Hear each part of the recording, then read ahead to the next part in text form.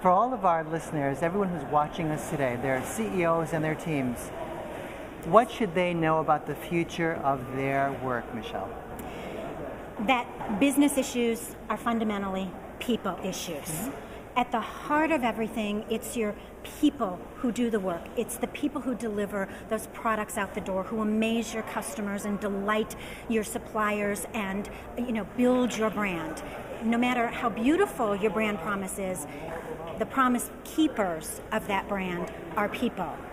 So I think there's an enormous opportunity here that so many leaders think of, again, the people as sort of that softer side of business, and that's an HR issue. I don't need to deal with it. You absolutely must deal with it, because when you approach business issues as a people issue, you change your whole thinking about what's going on, and I'll give you a quick example.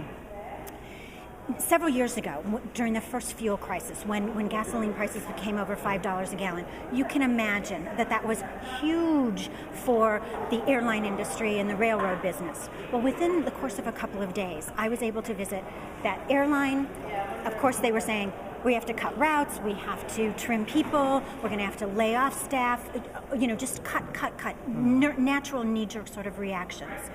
However, the railroad said, I think we just need to bring our engineers in, retrain them about how to save fuel in the turns and coming to stops, and that's exactly what they did. And they ended up saving more than 1 million gallons of fuel beyond what they had hoped to save. They had engaged employees who felt that they were part of the solution. That railroad went on to become a best place to work, amazing statistics and growth, and just a beautiful, beautiful story. The airline, who cut and chopped and saw this as an operational issue, unfortunately went into bankruptcy. I was one of their frequent flyers, and I've suffered through that with them and their employees. So I just use that as an example of what we can do when we take a moment as a leader to say, is there another way? Can we do this more humanely? Can we do this for the long-term good of our organization and our people? And you win every time. Beautifully said.